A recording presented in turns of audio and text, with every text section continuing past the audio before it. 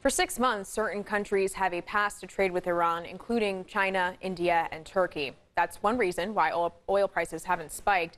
But despite a hostile relationship with Iran today, American involvement in the country goes back decades. In fact, the U.S. is largely the reason Iran has nuclear ability.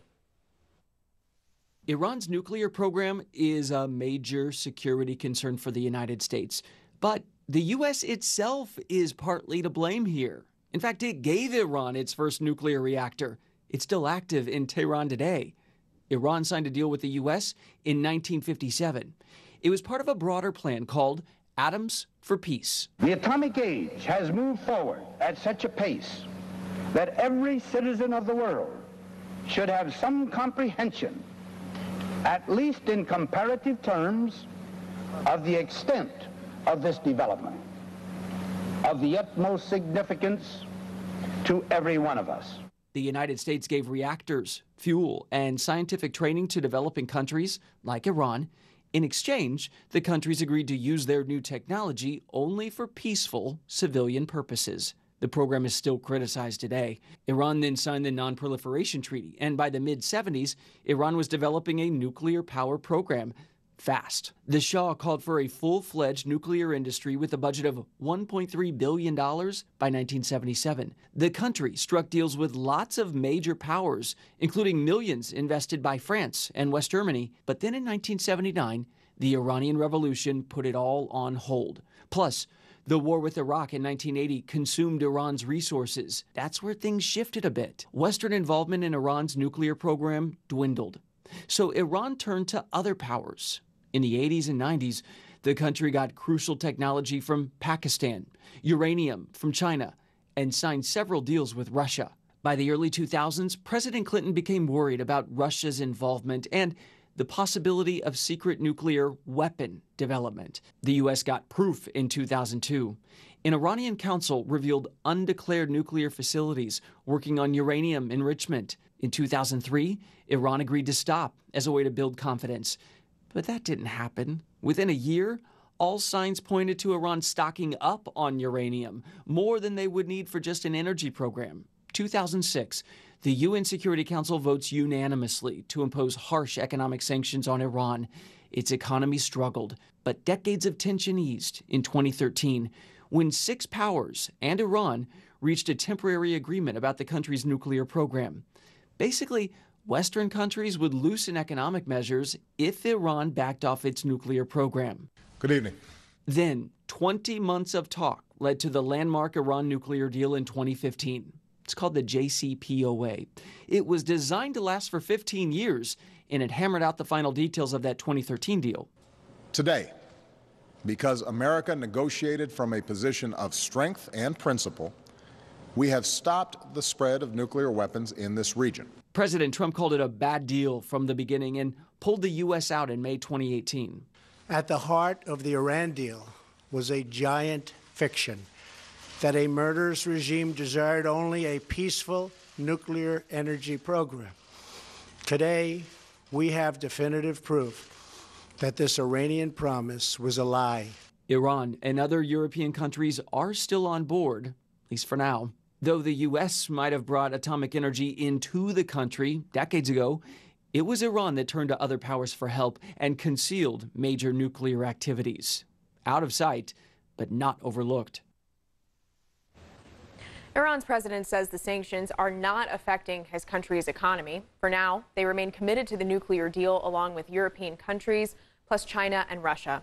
But how do Iranians feel about all of this? The New York Times asked the country's youth. سعی می‌کنم همه زندگیمو بفروشم از این مملکت برم من که اصلا از فردام هیچ خبری ندارم. Arash is one of the many Iranians I spoke with on Telegram to see how they're dealing with U.S. sanctions. He says he's having trouble buying the bare essentials his family needs. پوشک این بچه رو من روز اول می‌خریدم مثلا 70,000 تومان و الان دارم می‌خرم 150,000 تومان هر بسته‌شو. The U.S. was the only country to leave the multilateral nuclear deal and quickly moved to put pressure on Iran. We will be instituting the highest level of economic sanction. Economic pressure is nothing new for Iranians, but many say this is the most hopeless they've ever felt. Many Iranians I spoke with seemed exhausted by this back and forth with the West and frustrated by the gridlock.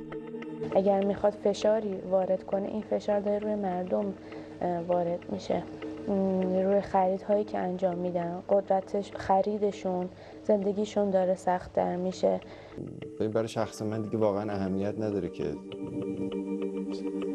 نمیدونم ما پیروز شیم در مقابل آمریکا تو این چالشی که باش هستیم یا شکست بخوریم. این هیچ اهمیتی نداره. موضوع اصلی اینه که تموم شه یه جا. برای اینکه این بحران رو زندگی همه ماها تاثیر گذاشته. در واقع اتفاقی که میفته فشار اصلی در تحریم ها همیشه به مردم عادی میاد. در واقع ماهاییم که این وسط متضرر میشیم. One person was against the Iranian government altogether and saw Trump's exit from the nuclear deal as a blessing. خب جمهوری اسلامی یک حکومت فاسده که پولهای نفت ایران رو صرف مردم ایران نمیکنه و برای اموری که از مردم ایران اصلا نظرخواهی نکرده و خارج از کشور و برای اموری که واقعا بشردوستانه نیستند داره خرج میکنه.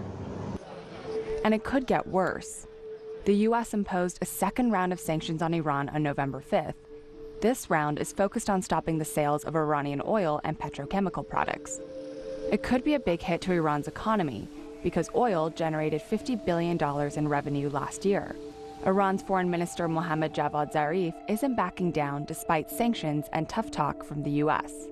We have in fact survived in spite of the U.S. pressure for 40 years. If they try to put pressure on Iran, if they try to threaten Iran, Iranians respond very negatively to pressure and threats, and it will further strengthen the resolve of the Iranian people to resist.